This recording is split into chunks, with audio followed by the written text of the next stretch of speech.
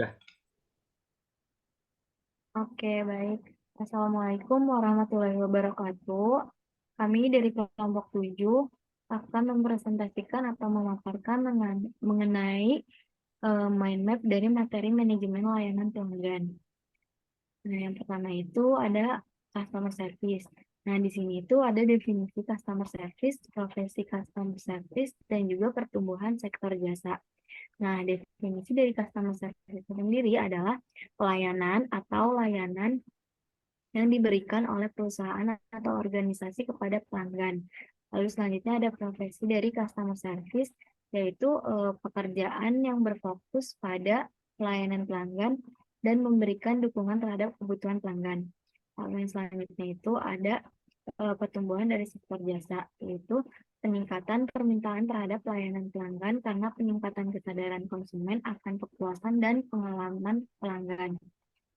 Lalu selanjutnya ada materi mengenai service culture, yaitu ada definisi dari service culture, ada elemen service culture, ada keinginan pelanggan, dan juga cara meningkatkan strategi pelayanan.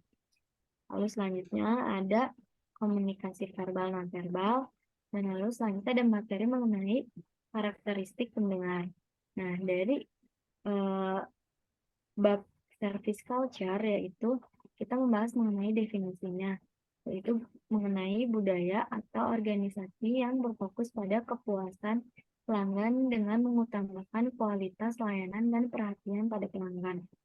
Lalu dari elemen service culture itu ada standar layanan yang diterapkan, lalu sikap dan perilaku karyawan, dan kesesuaian strategi perusahaan dengan kebutuhan pelanggan. Lalu selanjutnya ada keinginan pelanggan, yaitu kebutuhan dan harapan pelanggan terhadap pelayanan yang diberikan. Lalu selanjutnya ada cara meningkatkan strategi pelanggan, yaitu melalui pelatihan dan pengembangan karyawan, peningkatan sistem dan teknologi, serta memperbaiki proses pelayanan. Dan untuk materi atau bab selanjutnya yaitu dari komunikasi verbal dan nonverbal. Di sini ada definisi komunikasi verbal dan nonverbal, lalu ada pentingnya komunikasi efektif, lalu ada komunikasi nonverbal, dan juga ada pengaruh budaya terhadap komunikasi nonverbal. Nah, lalu definisi dari komunikasi verbal nonverbal yaitu proses penyampaian pesan melalui kata-kata dan tanda-tanda nonverbal. Nah, lalu selanjutnya ada pentingnya komunikasi efektif, yaitu membantu meningkatkan kualitas layanan pelanggan dan memperbaiki hubungan dengan pelanggan.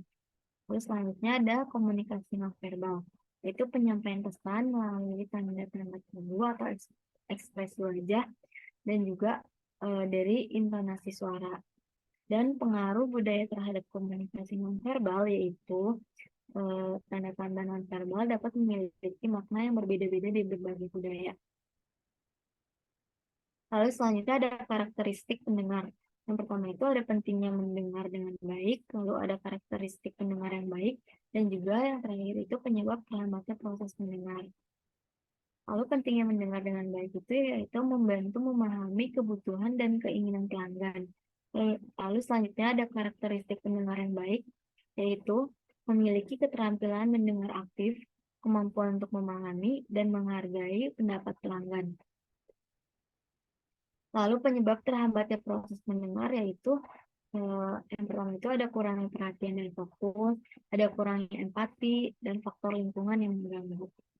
Untuk materi selanjutnya akan dijelaskan oleh Dina Stefano. Dari Dina Stefano dipersilahkan. Baik, selanjutnya yaitu bab 5. Bab 5 yaitu mengidentifikasi perilaku pelanggan. Yaitu ada 3. Yang pertama, definisi perilaku pelanggan, tindakan atau reaksi pelanggan terhadap layanan yang diberikan oleh perusahaan atau organisasi. Yang kedua, jenis-jenis perilaku pelanggan. Yang ketiga, strategi untuk mengatasi perilaku pelanggan melalui pelatihan karyawan, peningkatan kualitas layanan, dan pengelolaan keluhan pelanggan. Bab 6, service breakdown dan recovery. Yang pertama, definisi service breakdown dan recovery, proses memperbaiki layanan setelah terjadinya masalah atau ketidakpuasan pelanggan. Yang kedua, menangani emosi. Yang ketiga, proses pemecahan masalah, identifikasi masalah, dan menentukan. Selanjutnya, bab 7, customer service in a diverse world. Yang pertama adalah nilai budaya, pentingnya memahami perbedaan budaya dan bagaimana mempertimbangkan nilai budaya dalam pelayanan pelanggan.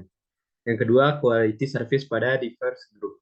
Mengenali kebutuhan dan preferensi kelompok pelanggan yang berbeda dan bagaimana memberikan pelayanan yang sesuai.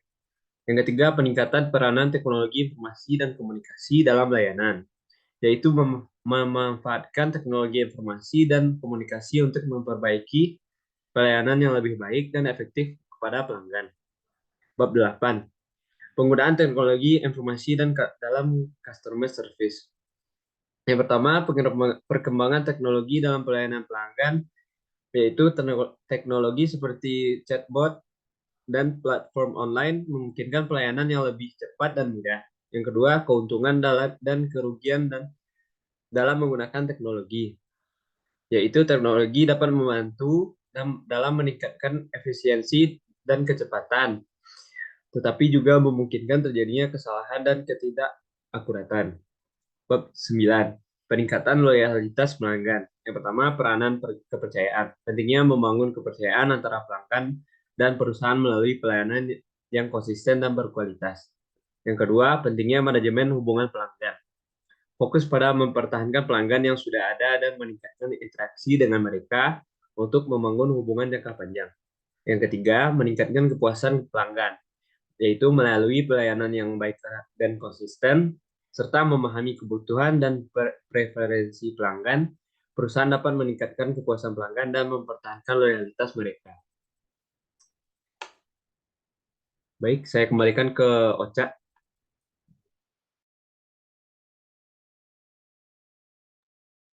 Baik, terima kasih Dino. Sekian dari kelompok kami, yaitu dari kelompok 7, kurang lebihnya mohon maaf. Wassalamualaikum warahmatullahi wabarakatuh.